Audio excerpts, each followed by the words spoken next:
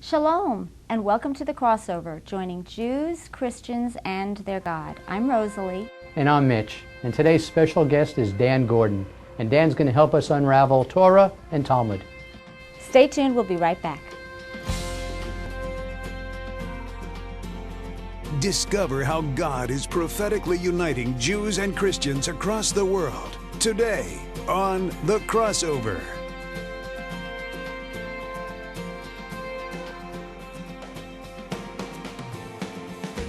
Here is your host, Mitch Jerome.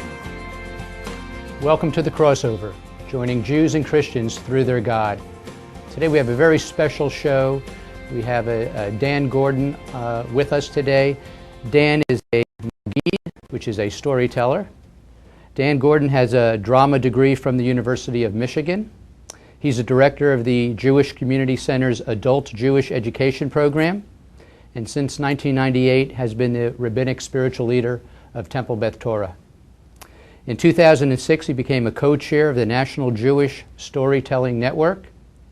His role as Rashi helps him blend his love of Jewish learning with theater. Dan, welcome to The Crossover. Good to see you again, Mitch. Good to have you back. Last night we got to see the show, A Talmud Tale. A Talmud Tale. I did see it, and it was excellent. And Judith, Rabbi Judith, who was the producer, said that her goal there was to have people fall in love with the Talmud. Why? Because that's what she did. She fell in love with the Talmud. Rabbi Judy Abrams has been a teacher of mine, and if you're in a class with Judy Abrams, you're laughing the entire time. She's always finding different kinds of connections to attach humor. When she studied to be a rabbi, she didn't learn a lot of Talmud in her initial studies because it's not always part of the more liberal movements of Judaism. She's a Reform rabbi. And then she found an Orthodox teacher who taught her the joy of Talmud afterwards. And what she found was how much the Talmud really brings to light what the Torah, what the Bible, the Torah, really is saying. Well, let me ask you this, Dan, because here's quoting the journalist from the Chronicle who wrote on the play. It is not easy to interest modern Jews in studying volumes of often mind-numbing, complex, contradictory, rabbinical commentaries and cryptic arguments on biblical interpretation, ethics, and history. Doesn't sound like this is for the normal layperson, or am I wrong? Well, that's what's exciting about it. It can seem a little dry when you're just looking at words on the paper. We do say a blessing when we're studying. The blessing that we say is we praise God for commanding us to engage in the study of learning. And what I find interesting about that blessing is that the commandment isn't just to learn. The commandment is to engage in learning. And so everything is more exciting when it's being discussed. When you're having the conversation and you're engaging in the arguments and the discussions. And that's what the Talmud is. The word Talmud actually comes from the word to teach. And it's the teachings of the traditions where different rabbis had these discussions and these disagreements, and sometimes came to solutions, sometimes didn't, but always came up with interesting discussion.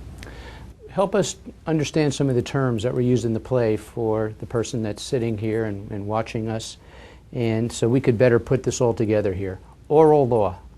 The oral law is the tradition that was spoken.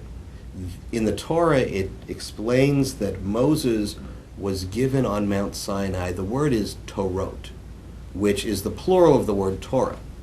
And so some of the interpretations say that all the law was revealed to Moses at Sinai, both what was written down and what was later developed by people. The oral law was developed in the first part of the last millennium, roughly the years 100 to 500 of the Common Era. And so the oral law became the interpretations of the Torah. The Torah can be very cryptic. It gives us a law, but it doesn't necessarily say how to follow the law. For instance, the law of remember the Sabbath day and keep it holy. The oral law gave us how to remember the Sabbath day. Okay. And that oral law became known as the Mishnah. So that's the Mishnah. Okay, oral law became known as the Mishnah. Now it said here it got codified into different topics. Yes, it got codified into different sections. There were 6 different sections of the Mishnah. And then that was the laws and the regulations. What became then was, now that we had an interpretation of the Torah, now we needed an interpretation of the Mishnah. And that because is? Everything becomes a little bit more clear. So the interpretation of the Mishnah was called the Gemara. Gemara. And the Mishnah and the Gemara together make the Talmud. Okay. So the Talmud is comprised of those two. Gotcha.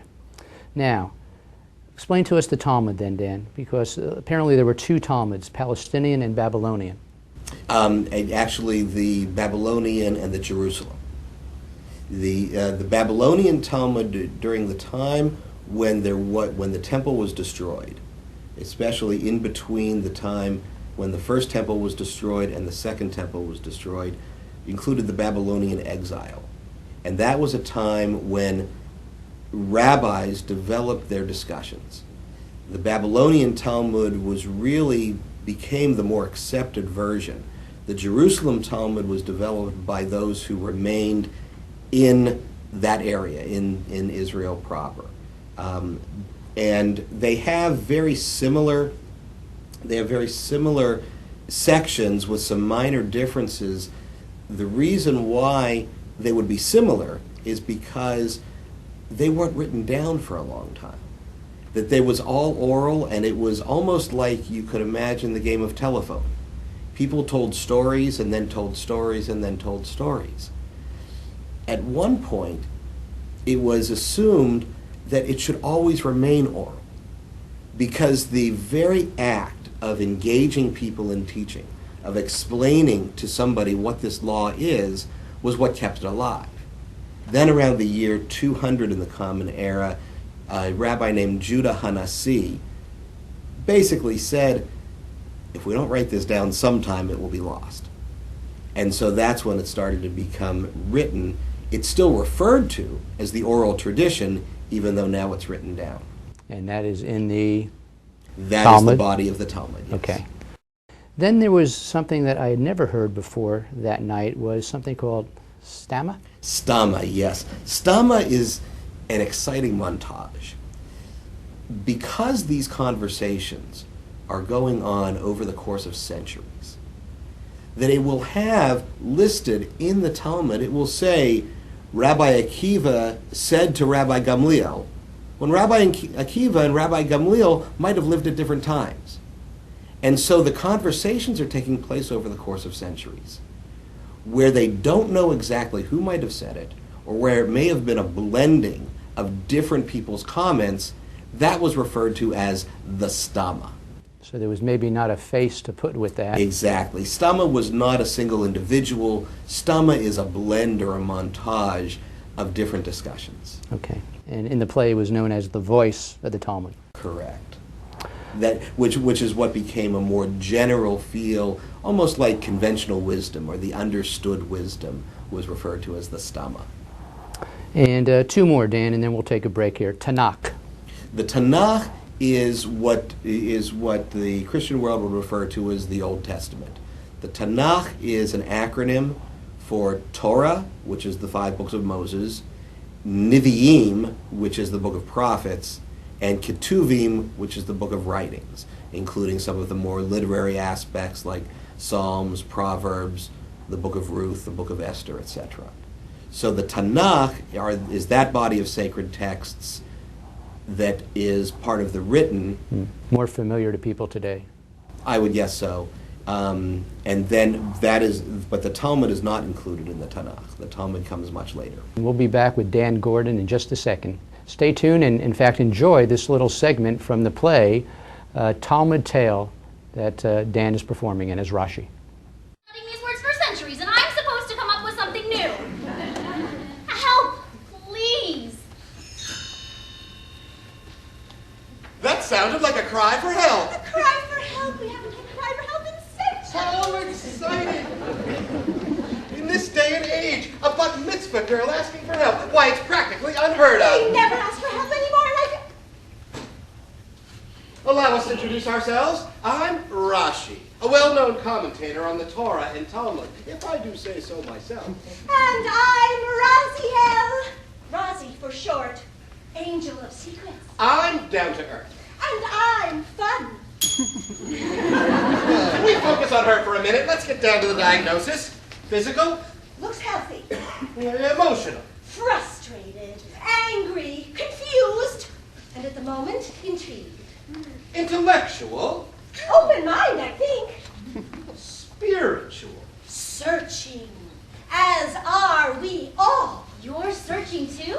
Once you stop searching, you stop changing. And the only things that don't change are dead. Well, you guys are dead, aren't you? Sure, we're physically dead. But obviously we're alive to you. Oh! Just for the sake of argument, let's say that I believe you. Why are you guys so normal? I mean, shouldn't you be coming down like all serious and impressive or something? Well, you know what they say about why angels can fly? Because we take ourselves lightly. Get it? Okay, I can go with this for a while. So, you guys are here to help me? Indeed, yes. You called and we responded. Sort of like a spiritual 911. Woo, woo. We're the emergency team. We're here to help you with your relationship, your text, your speech, and your soul. Let's just say that I'm good at reading things. There isn't very much that escapes my eye. From a mile away, you are clearly needing things, and I can give you what you need if you let me try. Try if you want, but it's hopeless. Even the hopeless can keep hoping as long as they Stay open. Don't judge it by its cover.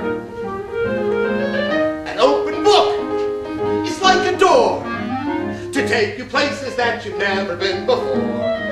It's like the recipe for every dish you love to cook. That's what it is. An open book. You may feel stuck or out of place. Feel that a frown's the sole expression on your face. Still there's a remedy to absolutely change that look. And here it is. An open book. Welcome back to The Crossover. Once again, here is Mitch Giro.